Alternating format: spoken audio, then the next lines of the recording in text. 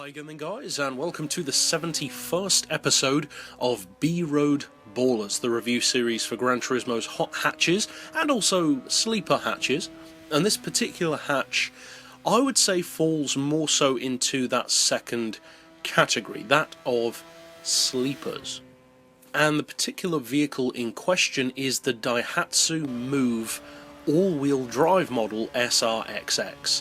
Now, there's no way of saying this without it sounding strange, but this particular car is one of my favourite hot hatches, not just on the game, but in real life as well. And that's something which I've kind of mentioned before with other Daihatsu models, even in this series.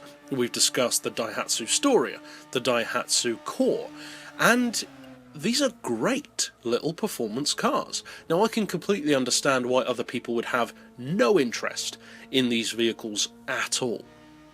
Because after all, they're Daihatsus. They're not exactly vehicles which most people think of as high-performance cars. But that's the great thing about the company. And that actually ties into one of my personal favourite things about the Gran Turismo franchise. And that is that Gran Turismo is very good at highlighting cars which you would probably have no interest in were they not on the game.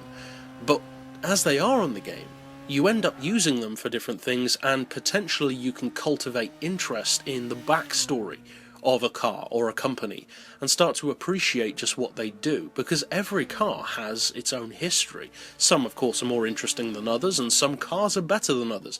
But for me personally, this is one of those companies that was benefited from being included on Gran Turismo. Now, when I started playing Gran Turismo back on GT2, I liked the Storia rally car because it was so quick, but that was basically where my interest ended. I didn't have the insight or interest into knowing any more about any car, really, back then, other than I like the look of it and I like how fast it goes. Then later on, my interest in Daihatsu just kind of disappeared. There weren't really any great ones on Gran Turismo 3. Gran Turismo 4 brought a couple back, but I still wasn't really in a position to really notice them. Because, after all, on Gran Turismo 4 there were so many new awesome cars to check out, so Daihatsu isn't exactly top of the list. Gran Turismo 5 was skipped by me personally. I went straight to Gran Turismo 6 and then back to Gran Turismo 5 afterward, and it wasn't until Gran Turismo 6 that I actually took note of Daihatsu and started looking into these apparently boring but also strangely quick K-cars, and also some which aren't K-cars, such as the Storia. Now, I've talked at length on the channel about the Storia Cross 4, which I believe is possibly the greatest sleeper car on GT6, and it's one of my favourite cars in real life. I've also talked about the Daihatsu Cuore Avanzato in this series, and that was actually the car that first got my attention to Daihatsu as to actually wanting to own one, not just wanting to drive one on a game. But in real life, that got me wanting a Daihatsu. It wasn't until GT6, though, that my interest got to the point where it is now.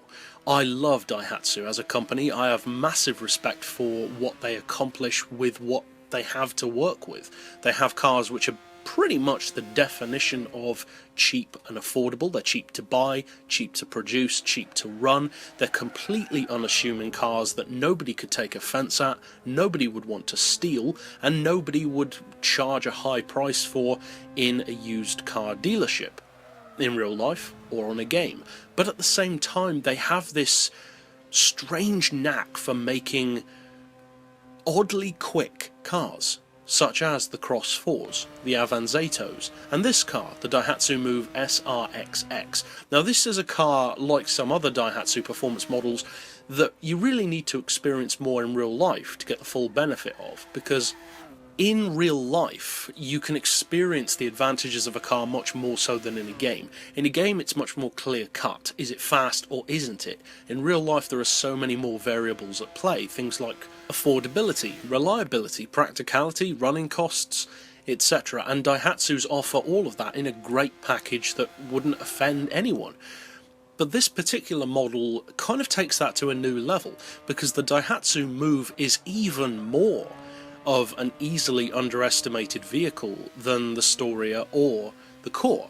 at the end of the day, those are both small hatchbacks, and as such, they do have a certain amount of appeal to them, even to younger people, even if it's just because they're cheap and affordable as first cars. The Move, on the other hand, not so much. The Move is more the kind of car that you'd expect to see an old person driving. But that's simply not the case with this model, because the SR-XX is actually much closer to vehicles like the Cross 4. It doesn't have the same kind of explosive performance, but the 659cc turbo engine combined with the all-wheel drive makes it quicker than it looks. Now, this car, fully tuned, is putting out 154 horsepower, 147 foot-pounds of torque, and it only weighs 710 kilos, and that's with all-wheel drive. The horsepower per tonne is 217, and the PP is only 438, potentially making it very, very useful. And on top of that, the fact that this is less than a 13 grand car, and you highlight exactly what I love about Daihatsu. Even in real life, this car, which only has in its stock form 63 horsepower, can accelerate as quick as any Euro hatch with about 110 or 120 horsepower. And that's the beauty of K cars in general. Not only Daihatsu, but any K car manufacturer who are looking to make a performance model have to work within certain restrictions, and one of those is having 63 horsepower max. So having performance that is good from only 63 horsepower is kind of a challenge, but these cars manage to do it, and you've got to love them for that. Regardless of whether you love the car, you've got to respect the engineering behind it, because it really is remarkable.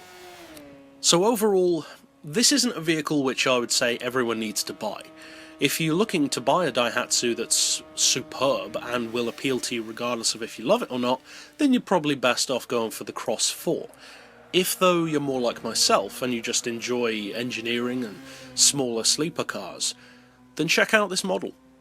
But that's it overall for this particular pick. I'll see you guys next time, and as always, thanks for watching.